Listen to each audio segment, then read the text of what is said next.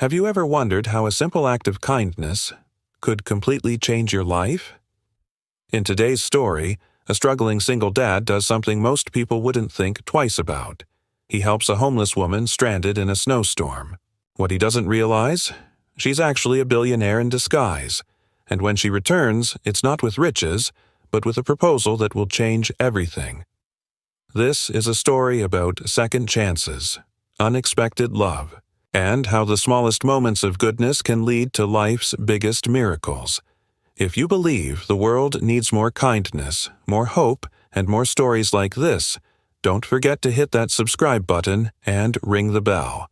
That way, you'll never miss one of these heartfelt journeys. Now, sit back, relax, and let's dive into Struggling Single Dad Helps Homeless Woman. Unaware, she's a billionaire who returns to propose. The sky hung low over the mountains, thick with brooding clouds, as the last sliver of daylight slipped beneath the horizon. Snowflakes had started their slow descent by the time Eli Mercer guided his rusty pickup truck down the winding road, tires crunching over fresh powder. Inside the cab, the heater hummed weakly, a thin stream of warm air fighting the creeping cold. Beside him, Jack sat bundled in his oversized jacket, nose nearly pressed against the foggy window. "Dad," he murmured, eyes following the swirl of snowflakes outside. "Do you think the storm's going to be bad?" Eli kept his eyes on the road but reached over, giving his son's gloved hand a reassuring squeeze. "We'll be home before it really hits," he promised, though the way the wind howled through the trees made him tighten his grip on the steering wheel.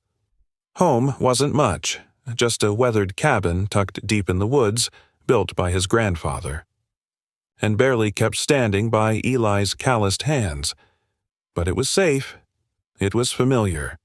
And after 3 years of raising Jack alone, it was their sanctuary. As they rounded a bend near the old logging road, something caught Eli's eye. A dark figure crouched beneath the overhang of an abandoned shed, barely visible against the snow. He slowed instinctively, heart thudding. "Stay in the truck," he told Jack, voice low but steady, and pulled to the side of the road. Stepping out into the biting wind, Eli squinted toward the figure. It was a woman, thin, shivering, wrapped in what looked like layers of old clothes. She kept her head down, as if hoping the snow itself would make her invisible. "Ma'am," he called, careful not to startle her. "Are you all right?" She looked up, and for a split second their eyes met, startlingly clear gray against the stormy backdrop, shadowed by exhaustion. She opened her mouth, then seemed to think better of it, shaking her head. Eli hesitated. Logic told him to move on. He had his son to think of, supplies running low, a storm barreling down. But something about the hollow look in her eyes gnawed at him. "Look," he said, softening his tone. "The storm's coming in fast. You won't last out here. Come with me. Our cabin's not far." For a heartbeat, she didn't move.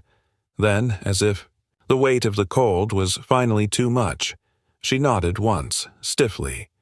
He helped her into the truck, noticing how her hands trembled despite the layers of mismatched gloves. Jack's curious eyes flicked to hers, but he didn't say a word, sensing something fragile about the woman in the back seat. The rest of the ride was silent except for the wind battering the windows. By the time they reached the cabin, night had swallowed the woods whole.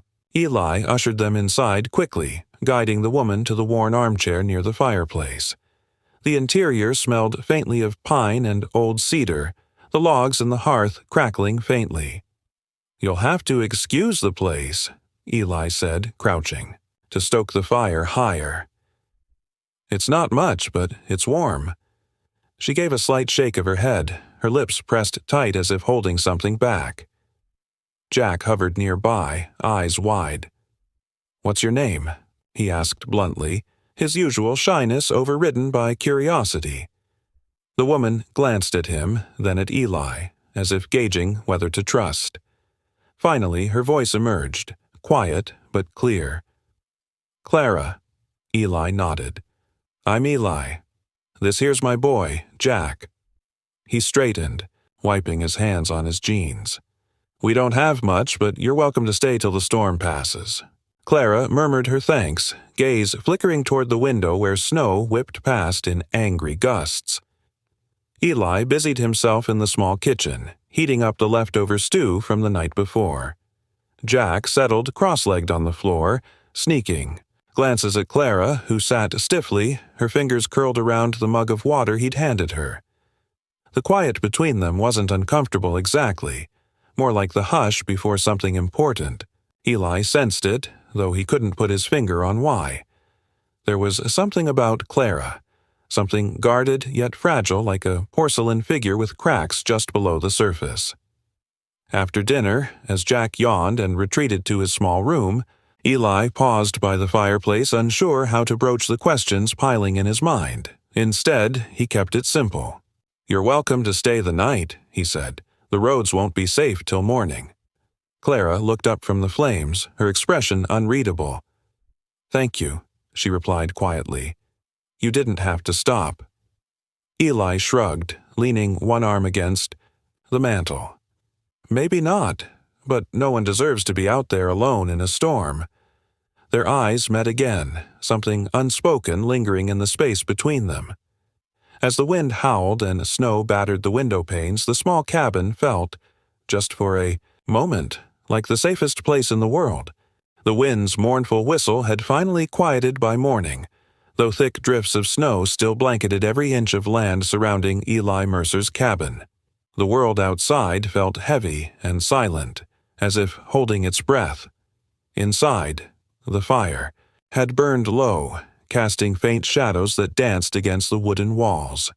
Eli stood at the window, mug of black coffee warming his hands, eyes tracing the treetops bowed under snow's weight. It wasn't the first time he'd seen a storm like that. It came with the territory out here, but something about this one felt different. Maybe because for the first time in years, there was someone unfamiliar asleep under his roof. He turned, his gaze to the armchair by the hearth. Clara was curled beneath the worn quilt he'd offered the night before, her face relaxed in sleep, strands of dark hair falling loose across her cheek. Without the hard lines of worry shadowing her expression, she looked almost peaceful.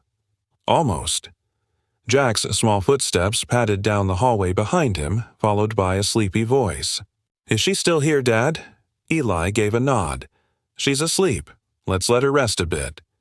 Jack tiptoed over, peeking at Clara with a child's earnest curiosity. "Do you think she's got family somewhere?"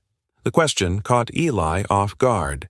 He glanced at his son, noticing how the boy's brows knit together slightly, an echo of how Eli's own father used to frown when something weighed on him.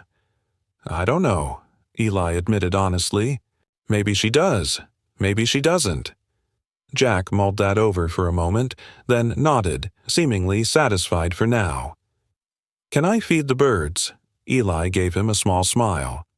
"Sure. Bundle up." By the time Jack had disappeared out the door with his little tin of seed, Clara stirred. She blinked against the faint light filtering through the frosted window panes, her gaze landing first on the dying embers, then on Eli. There was a flicker of hesitation, almost as if she wasn't sure whether she should still be here. "Morning," Eli offered, voice quiet but firm. "Coffee?" She sat up, drawing the quilt tighter around her shoulders, and nodded. "Yes, please. Thank you."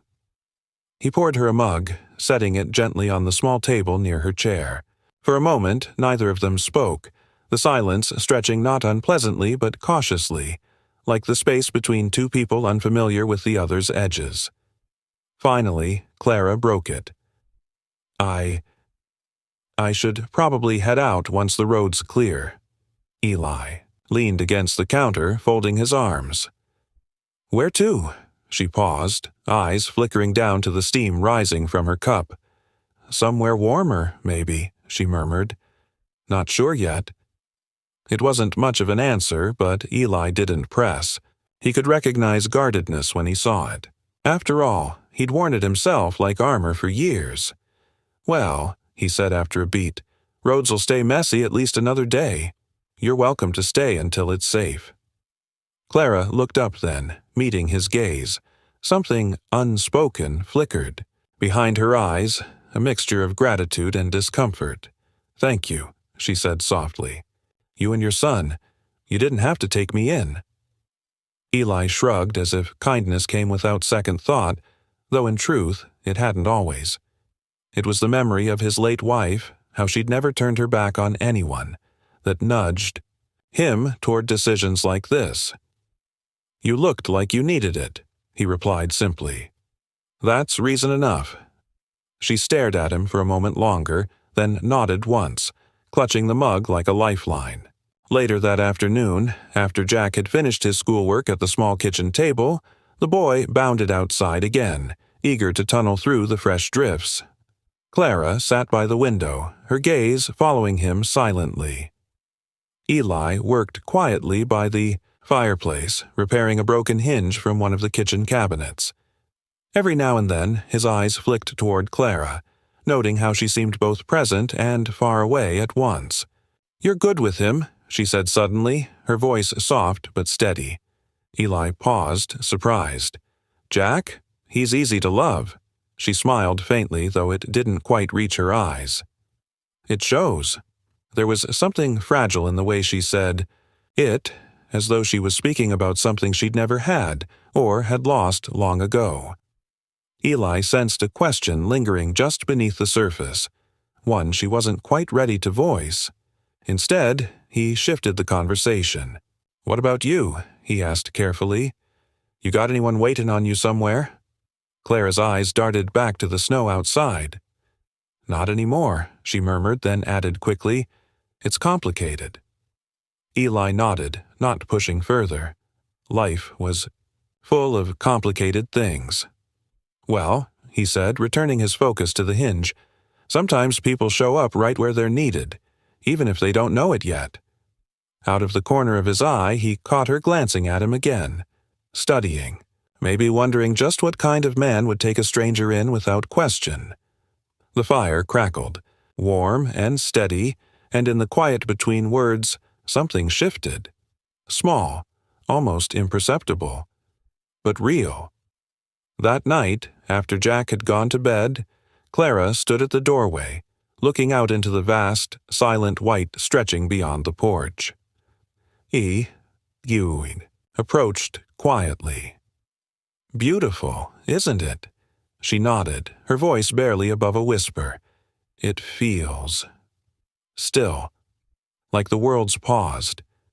He glanced at her profile, shadows dancing gently across her face. "Sometimes a pause is exactly what we need." She turned to him, her expression softer, though her eyes still held something unreadable. "You're a good man, Eli Mercer." He gave her a small, almost self-deprecating smile. "Just trying to do right by my boy." But as they stood side by side, in the hush of the falling snow, Eli felt it, a strange sense that their paths crossing wasn't mere coincidence. He just didn't know yet how deeply that truth would run. The storm had passed, but the silence it left behind lingered like a memory no one quite knew how to talk about. Morning light poured in soft through the frost-laced windows of the cabin, casting pale gold across the rough wooden floorboards. Outside, the world was painted white and hushed, save for the occasional call of a crow or the crackle of snow falling from a heavy branch. Eli Mercer stood by the kitchen sink, scrubbing his calloused hands clean after stacking wood outside. The faint clatter of Jack's voice carried from the back room as the boy busied himself with his books. Across the room, Clara sat quietly at the small table, steam curling from the mug of coffee between her hands. She hadn't said much all. "Morning." Not that Eli minded. He understood the language of silence better than most. But there was something in the way she stared out the window, her eyes distant, as if the view outside reminded her of something far away. "You warm enough?" he asked, breaking the quiet. She blinked, startled slightly, then offered a small nod. "Yes, thank you. The cabin, it's cozy." He gave a half smile, drying his hands on a towel. "It's old, drafty in spots, but she holds steady through, the worst of it." Clara glanced down at the rim of her mug, fingers tracing the edge absently. "I like it," she murmured. Feels like it's got history. Eli's gaze softened. It does. My grandfather built it. My dad kept it up. Guess it's my turn now. She looked up at him, something flickering in her expression. You've lived here all your life? He nodded. Went off for a few years, tried life somewhere else, but after my wife passed, well, this was the only place that felt like home. Her eyes lingered on his face, searching. I'm sorry, she said, quietly. About your wife?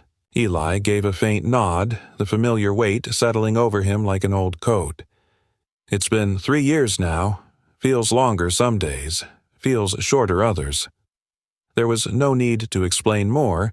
Grief had its own language, and Clara seemed fluent in it, though she said nothing further. Instead, she looked past him, eyes drawn to the mantel above the fireplace.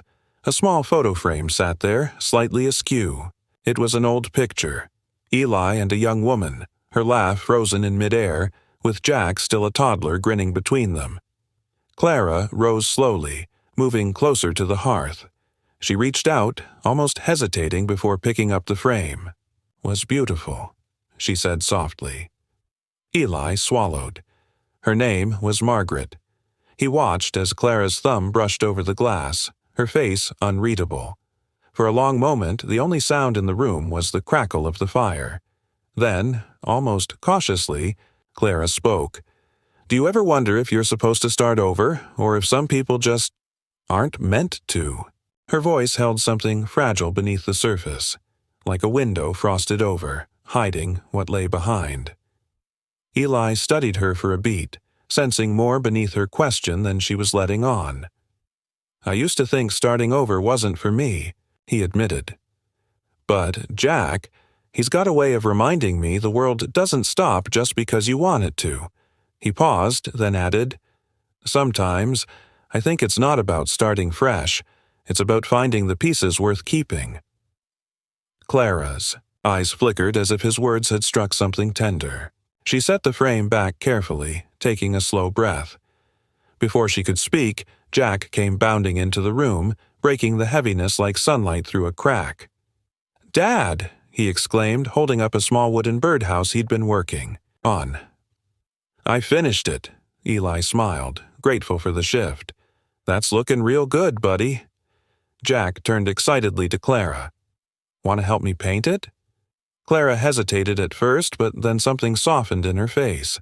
Sure, she said, offering the boy a smile. Later that afternoon, the three of them sat at the kitchen table, brushes in hand, as Jack chattered about which colors the birds might like best. Eli found himself watching Clara when she wasn't, looking. How she seemed more at ease when focused on small tasks, how her smile came easier around Jack. But every now and then, when she thought no one noticed, her gaze would drift back to the photograph on the mantel, a shadow crossing her features. When Jack finally scampered off to put the birdhouse outside, Eli leaned back, wiping his hands clean. You're good with him, he remarked, echoing her words from the day before. Clara glanced at him, something like surprise flashing in her eyes. He's a sweet kid, Eli nodded. Takes after his mother. She smiled faintly but didn't speak. Then, after a long pause, Clara glanced down at her hands. Can I ask you something? Sure. Her fingers tightened around the paintbrush. How did you do it? After she was gone? Eli stilled, the question catching him off guard.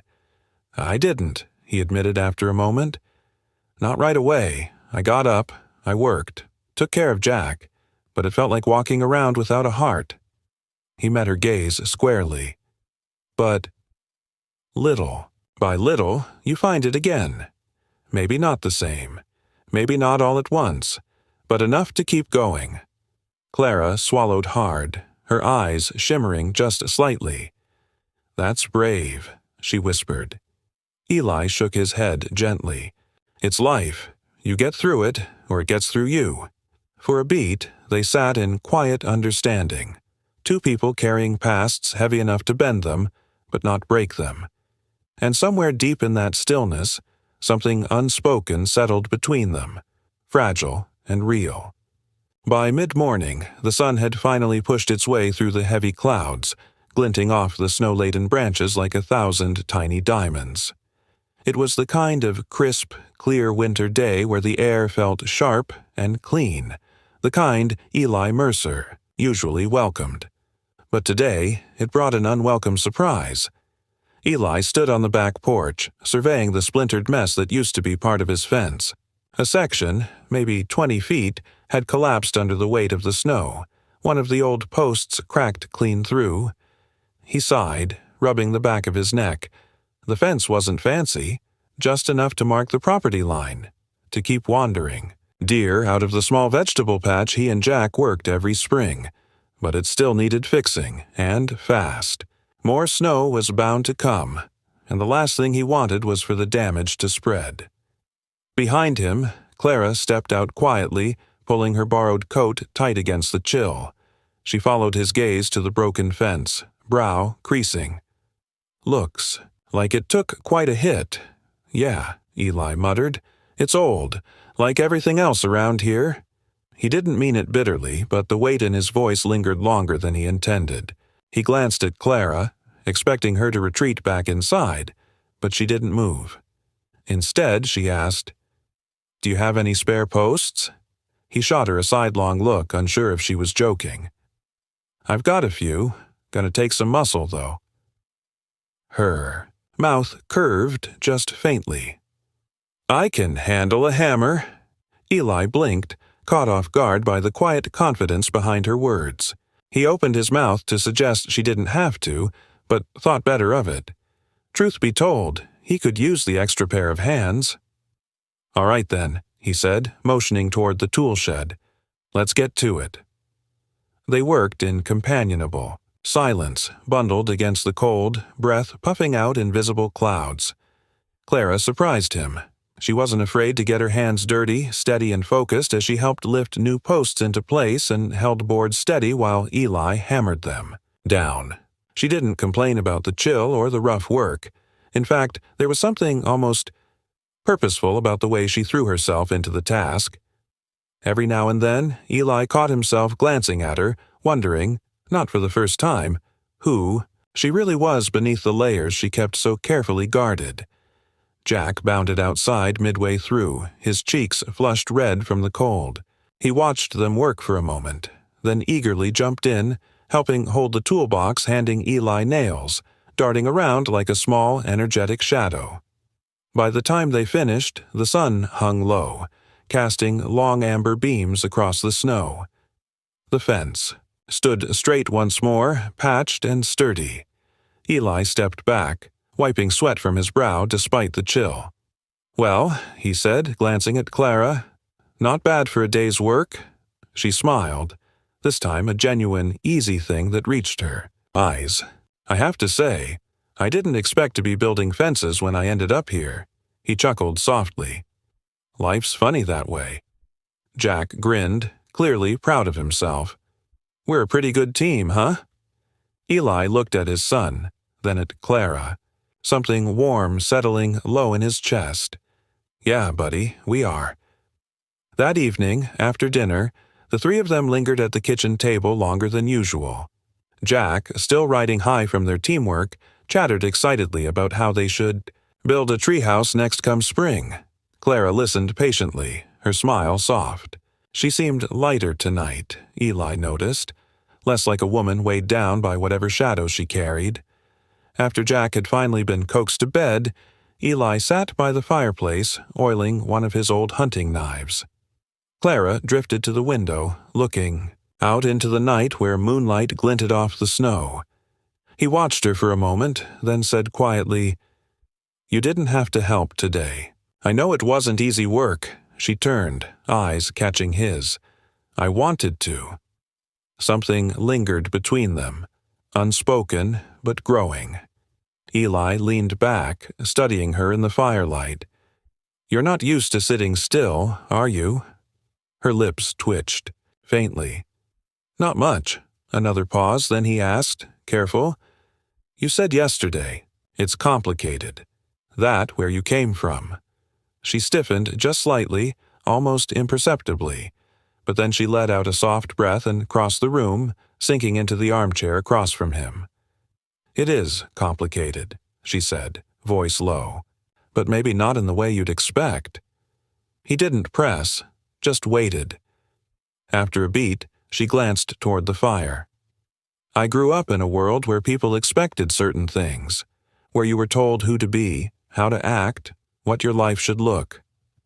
Like," her fingers traced the edge of the armrest absently. "After a while, I guess I just didn't recognize myself anymore."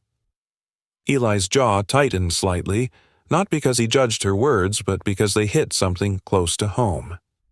He nodded, once. "Sometimes life builds fences around you before you even notice. Hard to know when you're the one who can tear 'em down." She looked at him then, something raw and vulnerable flickering across her face. "Maybe," she murmured, "but it feels easier out here, like breathing." Eli didn't say anything. He understood all too well the weight of expectations, the way grief, responsibility, and old wounds could shape a person's world until there wasn't room left to simply be. Outside, the wind rattled gently against the windows, but inside the cabin, the silence between them felt less empty now, less guarded. For the first time since Clara had stepped into his life, Eli realized something had shifted. Maybe fences weren't just for keeping things out, maybe they also kept something in. The cabin had settled into its usual evening rhythm, quiet save for the occasional crackle of the fire and the distant hoot of an owl outside. Jack had long since fallen asleep, his steady breathing faint through the cracked door of his small bedroom. The weight of the day hung soft in the air, like the scent of pine smoke lingering in the rafters. Eli sat at the kitchen table, a book open before him, though he hadn't turned a page in 10 minutes. His eyes flicked occasionally to the window, watching snowflakes drift lazily down under the moon's cold glow. Across the room, Clara sat by the hearth, legs folded beneath her, her gaze fixed on the fire. The light danced across her face, casting shadows that shifted with every flicker. She looked calm, but Eli had learned enough about people to know when someone's mind was miles away. Finally, he set the book down, rising slowly. He crossed the room, grabbing the old kettle off the stove, pouring 2 mugs of tea without asking. As he handed her one, Clara glanced up, a faint smile ghosting across her lips. "Thanks," she murmured, fingers curling gratefully around the warmth of the cup. Eli settled into the chair across from her, stretching his legs out. For a long moment, neither of them spoke, the silence not uncomfortable but waiting, like something hanging gently between them, unspoken but present. "You're not used to quiet like this, are you?" Eli finally asked, his voice low. Clara tilted her head slightly, considering. "Not this kind," she admitted, "where it doesn't feel heavy." Eli gave a small nod, understanding in his eyes. "City, quiet's different. Too much noise beneath it." She glanced at him, surprised he'd guessed, but then her smile returned, faint and wistful. "You're right. It's always moving, even when you're standing still." The fire popped, sending a soft spark upward. Eli studied her carefully. "I grew up with quiet like this. Guess it gets inside you after a while." She took a sip of tea, gaze falling back to the flames. For a moment, he thought the conversation would lapse again. But then she spoke, softly, as if the words cost her something. "I used to think if I kept moving I wouldn't feel trapped," she said.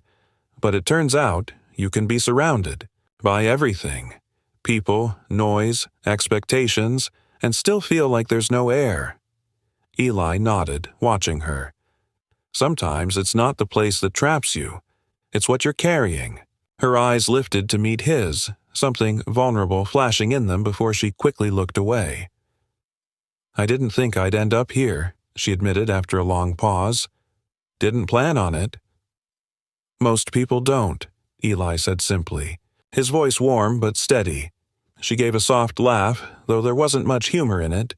I kept waiting for life to feel like mine, but no matter what I did, it always felt like I was living someone else's story. Eli leaned forward slightly, resting his elbows on his knees. Whose story was it? Her fingers tightened slightly around the mug, and for a moment she didn't answer. Then, her voice barely above a whisper, she said, "My family's. My father's. The one they wrote long before I had a say." Eli didn't flinch. He'd suspected for a while now that Clara came from a life far removed from cabins and broken fences. But hearing it in her voice, quiet, worn, almost resigned, hit differently. "They got a lot of expectations for you?" he asked gently. She gave a small nod.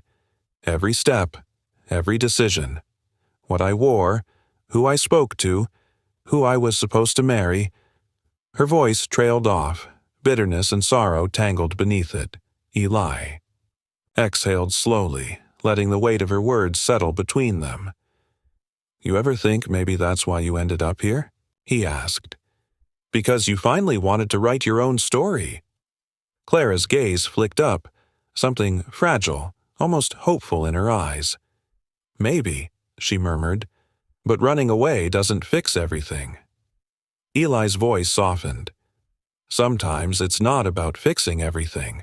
Sometimes it's about finding a place where you can finally breathe long enough to figure out what matters." She looked at him then, really looked at him, and for a heartbeat, something shifted. A wall lowered. A piece of whatever she'd been guarding slipped loose. "You're good at seeing people," she said quietly. Eli shrugged. "Spent enough time with my own ghosts? Makes it easier to recognize when someone's carrying theirs." A faint smile touched her lips, sad but grateful. They sat like that for a long while, the fire crackling softly, neither needing to fill the space with more words. At last, Clara glanced toward the window, where the moon still glowed above the trees. "Do you ever wonder," she asked suddenly, "if people like us, people who've lost pieces of themselves, can ever really feel whole again?" Eli's gaze lingered on her face, on the vulnerability etched there. "I don't think it's about being whole," he said after a moment.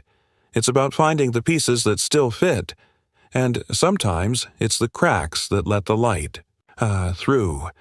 Clara stared at him, her breath catching slightly, and in that quiet room, with only the firelight flickering between them, Eli felt something shift again, something unspoken, but unmistakably real. The days after the storm settled into a rhythm that Eli hadn't realized he'd missed. Mornings filled with the sound of Jack's laughter as he trudged through the snow, afternoons spent chopping wood or fixing small things around the cabin, evenings marked by simple meals and quiet conversations by the fire. Clara moved through their days as though she'd always been part of them, helping Jack with his homework, offering to prepare dinner, even showing a deft hand when Eli needed help mending the old fence gate. But Eli sensed the undercurrent. There was still something tightly wound beneath her calm exterior, something unfinished. As much as she seemed to be settling into the life here, she hadn't yet let go of whatever ghosts had chased her to his doorstep. He figured it wasn't his place to press. People revealed themselves in their own time, if they wanted to at all. It wasn't until the third afternoon, when the clouds rolled heavy again, that the balance shifted. They'd spent most of the morning stacking firewood, making sure they were ready for whatever new weather was brewing. Jack had gone inside for lunch, and Eli lingered on the porch, wiping sweat from his brow despite the cold. Clara stood at the edge of the yard, her breath curling in front of her as she stared toward the woods. Something about her posture felt tense, almost expectant. Eli moved beside her, following her gaze. "What's on your mind?" She gave a quick shake of her head as if trying to shake something loose. "Nothing. Just feels like there's always something coming." He opened his mouth to reply when the distant rumble of tires over snow caught his ear. A black SUV emerged at the far end of the property, sleek and unfamiliar. It slowed as it approached the clearing, stopping just shy of the fence line. Eli frowned, wiping his hands on his jeans. Visitors were rare out here. Strangers in expensive cars, rarer still. The driver's door opened, and a man in a dark coat stepped out. He looked out of place against the rustic backdrop, polished, precise. His eyes scanned the yard briefly. Before settling on Clara, Eli noticed immediately how Clara stiffened, her hands curling tightly at her sides. She didn't speak, didn't move. The man called out, voice clipped but polite. "Miss Whitmore?" Eli's stomach tightened. Clara's expression didn't change, but he saw it. The way her jaw tensed, how her shoulders squared just slightly. "I'm sorry," she said, voice carefully neutral. "You must have the wrong person." The man didn't look convinced. He took a few steps forward, glancing briefly at Eli. "Your family has been trying to reach you. They're concerned." Clara's eyes flickered. For the first time since she'd arrived at his cabin, Eli saw something crack beneath her calm, a flicker of fear or maybe exhaustion. "I'm fine," she said, sharper now. "Please tell them that." The man hesitated, clearly uncertain whether to press further, but then nodded once. Without another word, he turned back to the SUV, climbed inside, and disappeared down the road as quietly as he'd come. Eli waited until the vehicle's sound had fully faded before speaking. "You want to tell me what that was about?" Clara didn't answer immediately. She stood there, arms crossed tight over herself, staring at the tracks the SUV had left in the snow. When she finally spoke, her voice was low, strained. "They've been looking for me." Eli nodded slowly, not pushing. "Family?" She nodded once. He let the silence stretch, giving her room. After a long moment, she glanced at him, something fragile in her eyes. "I wasn't ready to be found." Eli studied her face, weighing his next words carefully. "That man called you Miss Whitmore." Her gaze dropped to the ground. "I didn't lie to you," she said softly. "Not really, I just left out the part about who I am." Eli didn't flinch, though the name stirred something faint in the back of his mind. A name connected to money, to power, to a world far removed from cabins in the woods.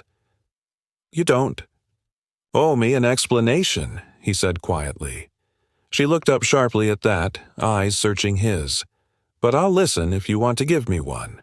Clara swallowed hard, arms still folded tight across herself. "My family, my father, runs one of the largest investment firms in the state. Maybe beyond that." She let out a hollow laugh. "There's a whole life attached to my last name. One I never wanted." Eli stayed silent, letting her talk. "I was supposed to take my place at the head of it all," she continued. "Take over the company, marry someone appropriate, keep the image alive." Her voice faltered slightly. "But every part of it felt like a script I didn't write." She glanced away, her jaw tightening. "I walked away. I thought if I disappeared long enough, maybe I'd figure out who I was without all of it." Eli absorbed her words quietly, watching how tightly she held herself like she was bracing for judgment. He exhaled slowly. "That's a hell of a thing to carry." She blinked, startled by his steady tone. But Eli only shrugged. "Doesn't change the person standing in front of me." Clara stared at him, something in her expression shifting, like a door cracking open. "Most people wouldn't say that," she murmured. He gave her a faint smile. "Most people haven't been through enough to know what matters." For a long moment, neither spoke. The only sound was the wind stirring the trees. Finally, Clara let out a shaky breath, her shoulders easing just slightly. "You're not going to ask me to leave?" she asked quietly. Eli shook his head. "Not unless you want to." Her eyes softened, and for the first time in days, she looked less like a woman running and more like one deciding to stay. The sky the next morning was a brilliant, cloudless blue, the kind that stretched endlessly over the snow-covered trees like a fresh canvas. The storm had left behind crisp air and a world softened by white, quiet, and glistening. Eli stood on the porch, arms folded over his chest, watching Jack tumble through the snowdrifts, bundled up to his chin. Each breath he took sent visible clouds into the air. Every so often, Jack paused to gather more snow, building the beginnings of what promised to be a lopsided snow fort. Behind him, the cabin door creaked open. Clara stepped outside, her cheeks flushed from the warmth inside, a knit scarf wrapped loosely around her neck. For a moment, she stood beside him without speaking, her gaze following Jack's exuberant movements. There was something lighter in her posture today, something that felt less guarded. "He's got enough energy for 3 kids," Eli said with a faint smile. Clara let out a soft laugh. "He reminds me of what freedom looks like." Eli glanced at her, his smile fading into something gentler. "You're free too, you know. You don't have to keep running." She didn't answer right away, instead letting her eyes drift over the trees, the crisp morning light filtering through the branches. "Maybe," she murmured, "but freedom feels different when you don't know where you belong." Eli nodded thoughtfully, letting the quiet settle between them. "Sometimes. Belonging's not about a place, it's about the people who show up when you least expect." Clara turned her gaze toward him then, something unreadable but soft in her eyes. Later that day, the town's winter festival buzzed to life in the small square down the road. It was the kind of gathering Eli usually avoided. Crowds, small talk, polite nods from familiar faces who didn't quite know what to say to a widower raising a boy alone. But Jack had asked if they could go this year. And Clara, well, she hadn't said a word, but there was something in the way she watched Jack light up at the mention of it that made Eli reconsider. So, by afternoon, the 3 of them found themselves walking down the snow-packed road toward the square, bundled in scarves and heavy coats. Eli kept one hand on Jack's shoulder as they navigated past stalls selling hot cider, handmade crafts, and baked goods. Laughter echoed in the air, mingling with the soft strains of holiday music. Clara walked beside Eli quietly, her eyes taking everything in, the way neighbors greeted each other, how children darted between booths, the warmth that seemed to radiate from every small corner of the town. It was a far cry from the world she'd left behind. At one booth, Jack tugged excitedly at Eli's sleeve. "Can we try the ice skating, Dad?" Eli hesitated, about to make the usual excuse. Too crowded, maybe. Later, but before he could speak, Clara leaned down with a grin. "I used to be pretty good on skates," she said to Jack. "Think you can keep up?" Jack's eyes widened, and within minutes they were lacing up skates at the small rink set up in the center of the square. Eli stood at the edge, watching as Clara guided Jack cautiously onto the ice, holding his hands while he wobbled and laughed. Her laughter joined his, light and unrestrained, and something in Eli's chest tightened, not painfully, but in that unmistakable way when you realize life has shifted without warning. People passed by, offering nods and waves, but Eli's eyes stayed fixed on Clara and Jack as they circled the rink, stumbling, laughing, steadying each other. For the first time in a long while, the world felt wide open. As the afternoon wore on, the sun dipped lower, casting long shadows across the square. Eli found himself standing with Clara near one of the fire pits, sipping hot cider while Jack darted off to inspect a row of carved ice sculptures. Clara's cheeks were pink from the cold, but her eyes shone bright, filled with something Eli hadn't seen before, a kind of quiet ease. She glanced at him over the rim of her cup. "I can see why people stay here."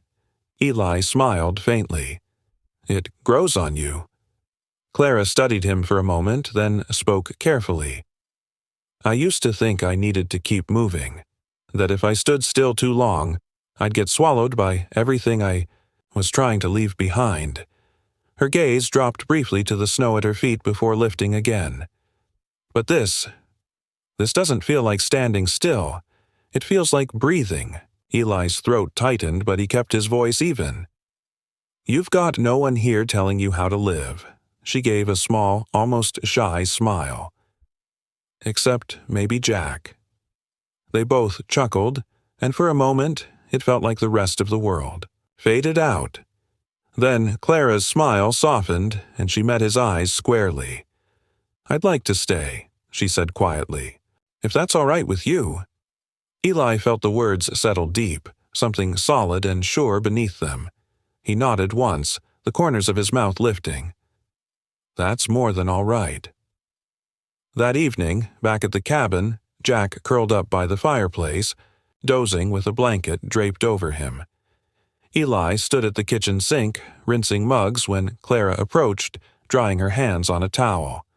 For a moment, she hesitated, then glanced up at him. "Thank you," she said softly. Eli wiped his hands, turning, to face her fully. "For what?"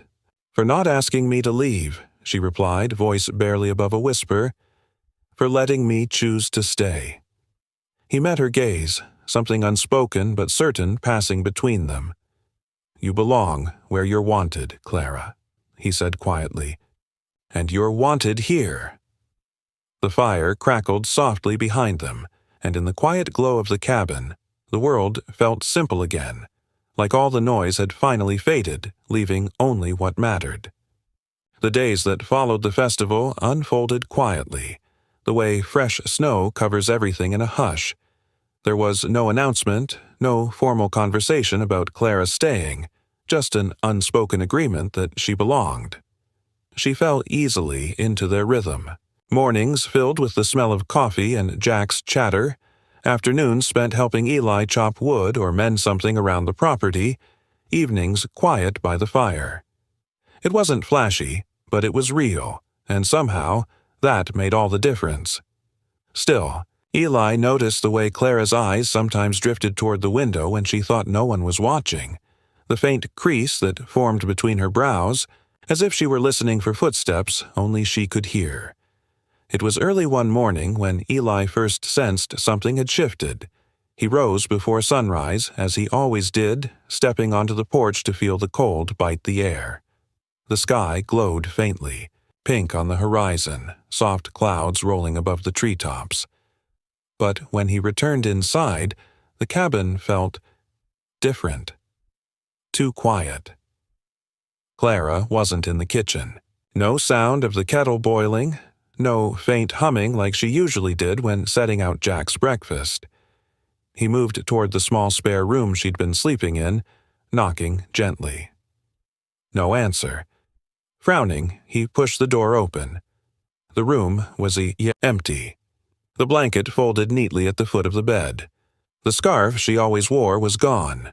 So was the borrowed coat. Eli stood still for a moment, something heavy settling in his chest. Jack noticed soon after, peeking around the corner as Eli stood at the window. "Where's Clara?" he asked, rubbing sleep from his eyes. Eli kept his voice steady, forcing a small smile. "She must have had something she needed to take care of." Jack's brow furrowed. "Will she be back?" Eli crouched down, resting a hand on his son's shoulder. "I don't know, buddy." The boy seemed to think on that for a long moment, then nodded solemnly, accepting the answer even if he didn't understand it. Eli didn't let Jack see the way his stomach twisted, the way something fragile had unraveled when he saw that empty room. The day moved on like any other. Chores to be done, wood to be stacked, meals to be made. But the quiet felt heavier without Clara's quiet presence filling the spaces between. That evening, after Jack had gone to bed, Eli sat alone by the fire, nursing a cup of coffee gone cold. His eyes kept drifting toward the door, half expecting to hear footsteps crunching on the snow outside, the soft creak of the hinge as she stepped inside. But the night remained still. It wasn't until the next morning, when he went to gather firewood from the shed, that he found it, a folded piece of paper wedged beneath the handle of the door.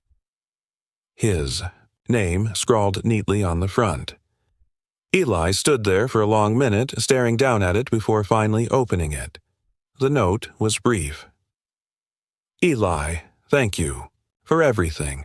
For not asking questions I wasn't ready to answer, for making space when I didn't know I needed it, for letting me be part of something real, if only for a little while. Please tell Jack he made me smile more than I have in years. I don't know where I'm going yet, but I needed you to know how much it meant. Clara, Eli read the words twice, then folded the paper carefully and slid it into his coat pocket. He stood outside for a long while, the cold biting at his face, the silence pressing in around him. He wasn't angry, just hollow. Days passed, each one blending quietly into the next. Snow came and went, clouds hanging low. Jack seemed to accept Clara's absence with the resilience children often have, though Eli caught him staring at the door a little too long some mornings, eyes hopeful.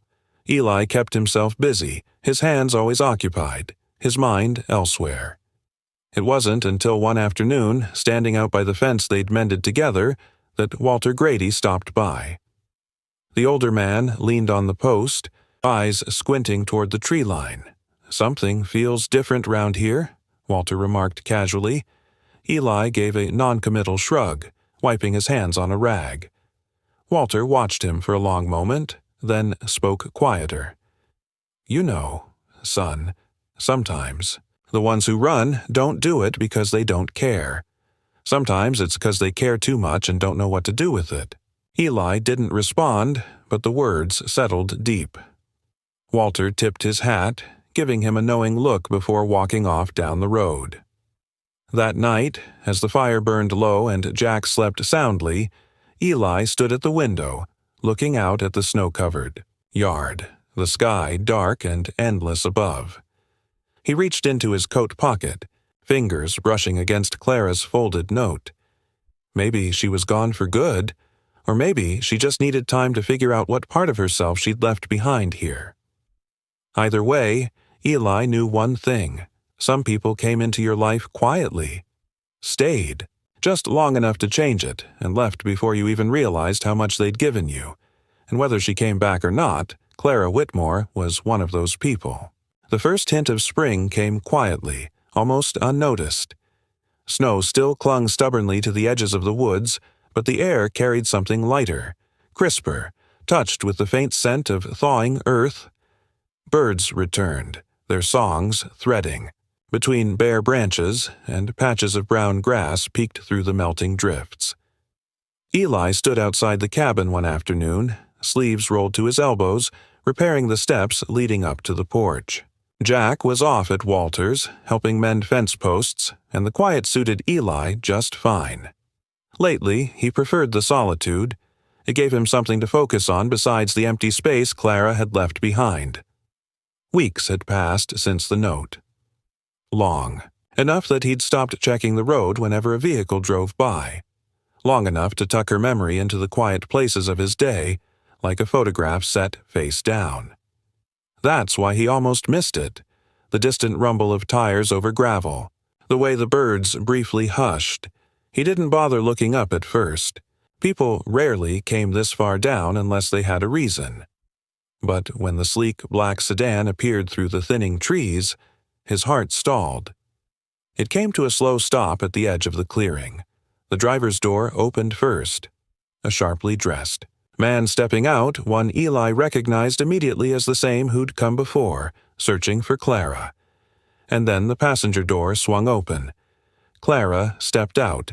Eli straightened, wiping his hands instinctively on his jeans, heart thudding in a way he hadn't expected.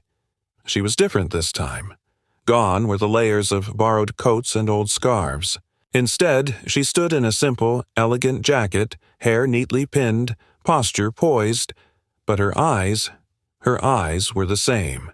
Clear, gray, uncertain beneath the surface. She took a hesitant step forward, stopping short a few feet away. For a long moment, neither of them spoke. Then, quietly, she said, "I hope it's all right that I came back." Eli swallowed, forcing the tension from his shoulders. You don't need permission." She offered a faint, almost fragile smile, but it didn't quite reach her eyes. The driver glanced at Clara as if awaiting instruction.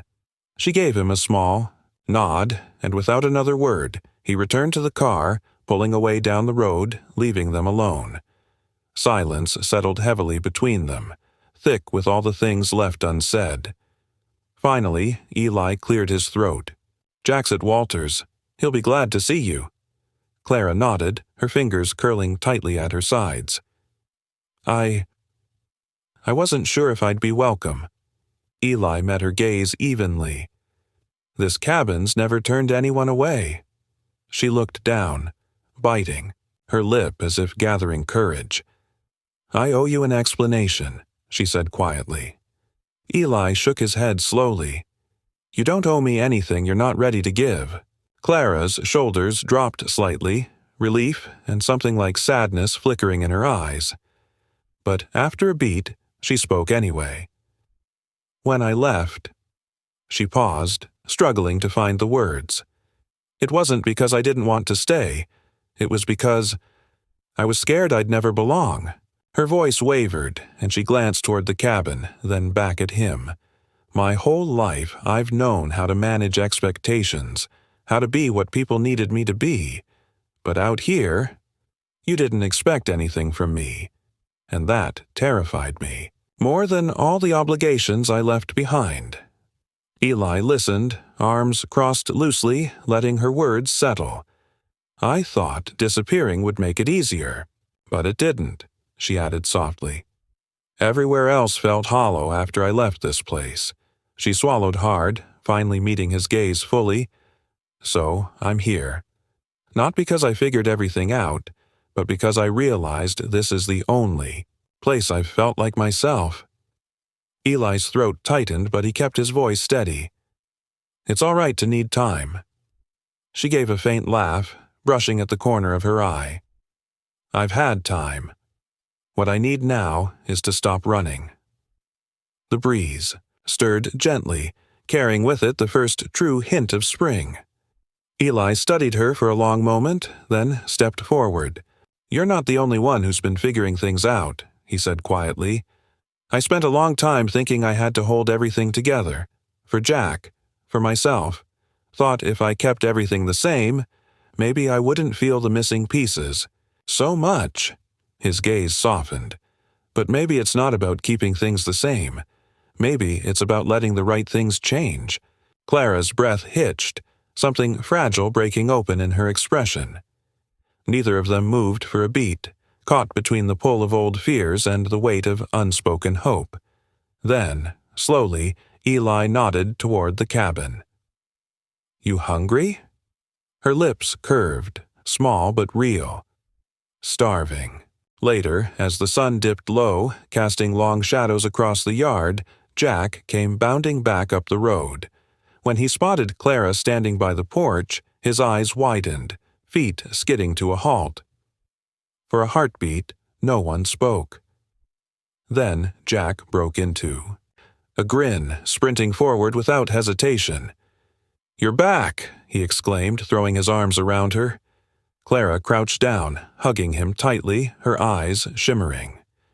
Eli watched from the steps, something settling deep in his chest. Quiet, steady, sure. The pieces, he realized, were finally beginning to fit. Spring settled into the valley with quiet confidence. The last traces of snow melted away, leaving behind damp earth and the faint scent of pine sap warming in the sun. Birds sang more freely now, and the air carried a softness that hadn't been there for months. At the Mercer cabin, life moved gently forward. Clara had slipped back into the rhythm of their days as if she'd never left. Yet something had undeniably shifted. She moved with more certainty, spoke with a steadiness Eli hadn't seen before. The walls around her, so carefully built, had finally begun to crumble, revealing something honest beneath. Eli watched it unfold quietly, never pushing, letting her set the pace. Jack, of course, had accepted her return without question, as only a child could. To him, Clara's presence felt natural, a missing piece restored, but for Eli, There lingered something unspoken between them, something waiting. One afternoon, with the sun warm and the sky clear, Clara found Eli out by the vegetable patch, kneeling in the soil, coaxing new seedlings into place. She stood at the edge of the yard for a moment, watching him. His focus was so steady, hands sure and patient. Like everything he touched, he did with care. Clearing her throat softly, she stepped forward. "Need an extra hand." Eli glanced up, the faintest smile tugging at the corners of his mouth. "Always." Knelt beside him, brushing strands of hair from her face. For a few minutes they worked in silence, side by side, the smell of fresh earth thick in the air. Finally, Clara set down the small trowel and wiped her hands on her jeans. "There's something I've been meaning to say," she murmured, voice low. Eli looked over at her, pausing. Clara met his gaze squarely. No hesitation now. "I came back because I realized I couldn't keep living by everyone else's rules," she began.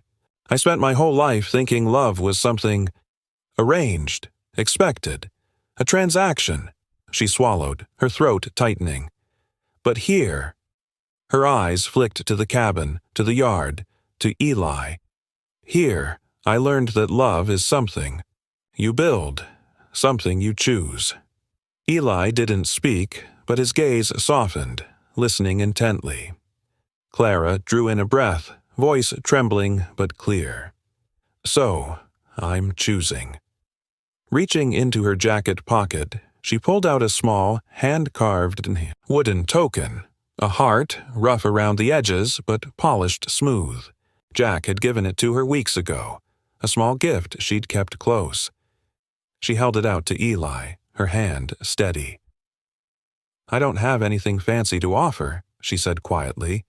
"No grand gestures, just me, the real me."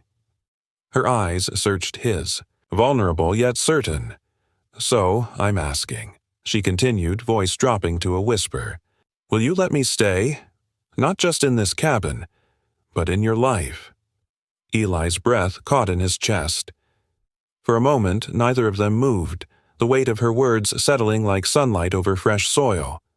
Then, slowly, Eli reached out, his fingers brushing hers as he took the wooden token.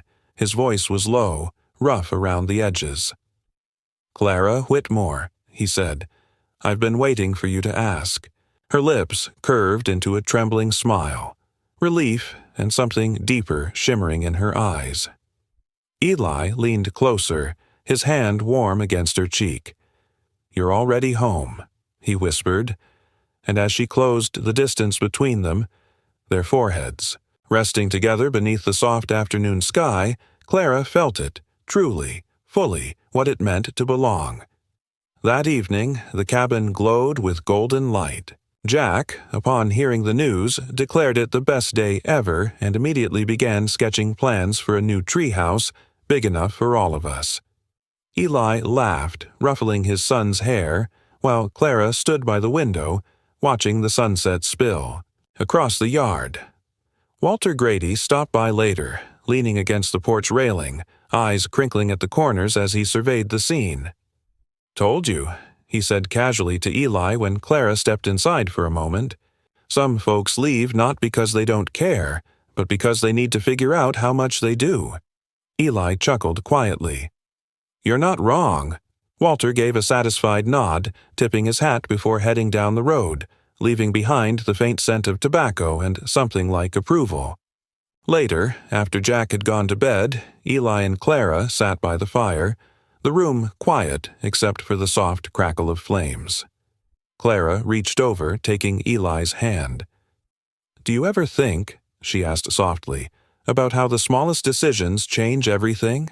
Eli glanced at her, his thumb brushing over her knuckles. "Every day," he replied. She smiled, leaning her head against his shoulder. The world outside might still carry noise, expectations, and the weight of all she'd left behind. But in this cabin, in this life they'd built together, Clara finally understood. It wasn't where you came from or what others wanted for you. It was about the moments you chose to stay. The first buds appeared at the edge of the woods, barely noticeable at first. A hint of green pushing shyly through the thawing soil, the promise of something new. Spring had arrived fully now, but at the Mercer cabin it felt like more than just a change of season. It felt like the entire world had shifted, softened, stretched open. Eli stood on the porch, hands resting on the railing, breathing in the scent of fresh earth and pine sap. In the distance he could hear Jack laughing, his voice mingling with the sharp chirps of birds weaving through the trees. The garden lay ahead, newly tilled, rows marked carefully. Saplings lined the edge of the fence, the same fence Clara had helped him fix what felt like a lifetime ago. And beside him now, she moved with quiet purpose, sleeves rolled up, hair tucked beneath a scarf as she knelt in the soil. They'd spent the morning planting wildflowers, Jack's idea after he insisted the garden needed more color, more life. It was hard to argue with that. Clara looked up at Eli, her face lit by the soft afternoon sun. "Think they'll take?" she asked, brushing dirt from her hands. Eli smiled faintly, eyes soft. "Things tend to grow where they're cared for," held his gaze for a moment longer, something unspoken passing between them, a quiet understanding, a shared gratitude for the way their lives had unfolded, not all at once, but slowly, like the seasons turning. Later that day, the cabin bustled. With gentle energy, Jack had roped Walter Grady into helping him gather scrapwood for his long-promised treehouse, and Clara moved through the kitchen, humming faintly as she prepared dinner. Eli stood by the window, watching the two figures, Walter shaking his head, Jack gesturing animatedly, disappeared toward the tree line.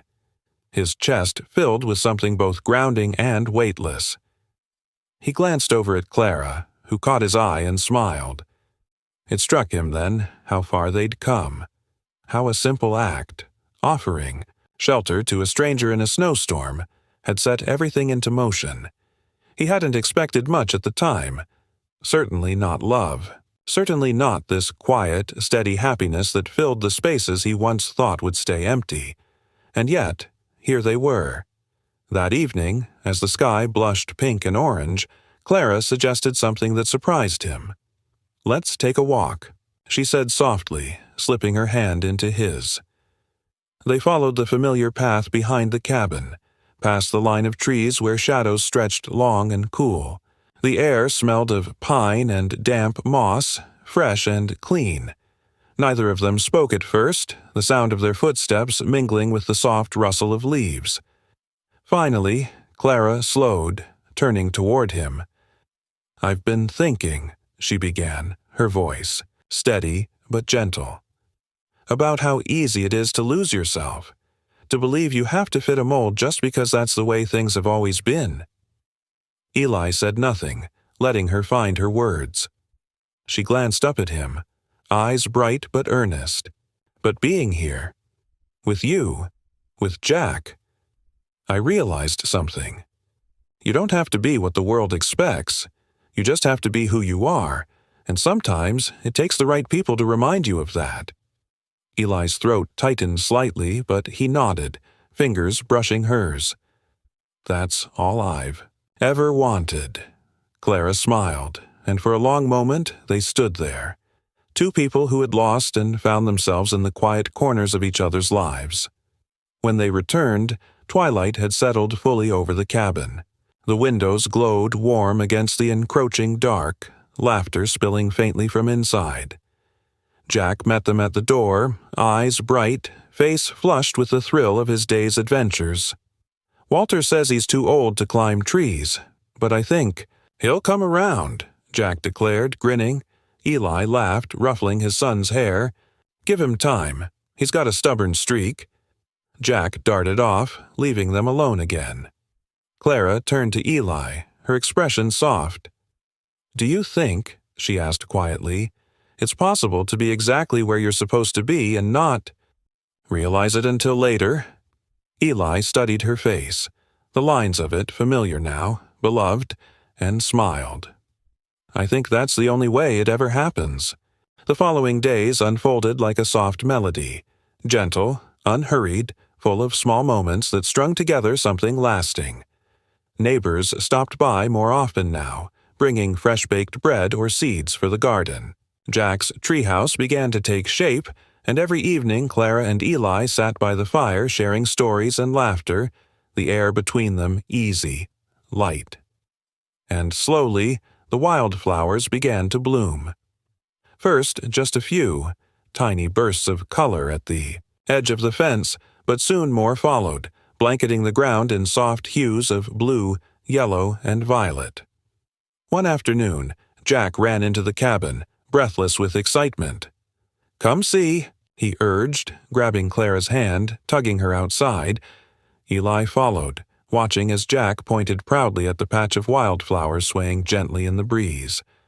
"They're growing," Jack beamed. "Just like you said they would." Clara knelt down, brushing her fingers over one of the blossoms, her smile radiant.